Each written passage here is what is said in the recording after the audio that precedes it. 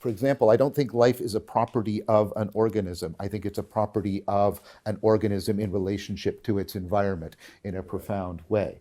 And so, again, I think we're agreeing, and I'm just trying to say that I think that if we can teach people sets of practices that get them to realize this as a deep ontological truth, then they will be called to new ways, and we can't say what they're going to be. No, exactly. But they can be called to new ways of bringing the small and the large. I'm not happy with even those words, the imminent and the but they'll be called to new ways beyond our current grammar for how to bring them into relation. That would be for me evidence that the new religion is emerging.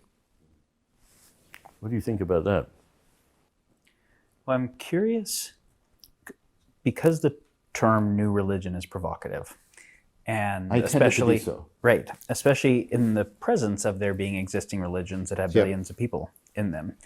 I don't think you mean that has to replace or supersede those existing ones. I think it can reify them. Yes. And I think we probably all agree that all of the religions have different ways of interpreting them, some of which lead to holy war and some of which lead to sacred responsibility in different ways.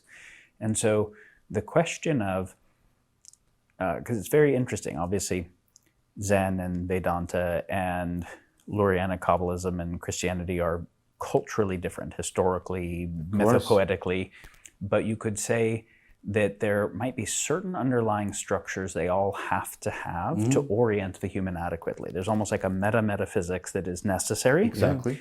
Where does it get the relationship of the one and the many? Does it get the relationship of the determined and the free? Does it get the inner and the outer? Yes. All of those things. And it might be that those meta dynamics have both the capability of giving rise to new philosophic inquiries as well as reifying the versions of the existing ones that are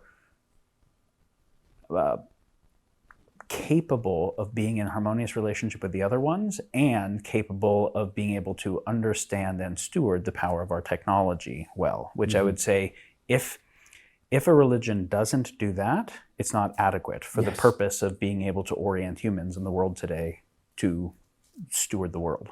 You almost sung that and it was beautiful. Yes. Sorry, I got enthusiastic. So then I think one question I have for you, since you've been thinking about this project, but for all of us is, how might we imagine the reification of the existing religions in a direction that allows them to have something meaningful to say about ecological overshoot and planetary boundaries and AI and synthetic bioregulation and the war in Ukraine and whatever? To orient them to be able to play a role in the stewarding of the world, in the development of the wisdom individually, but the stewarding of the world locally and not just locally, because it's all that. How might we see the reification of those religions and the development of new ones, or at least new philosophic metaphysical systems, the interface of, and then how do we see the interface of those with the other systems of human coordination?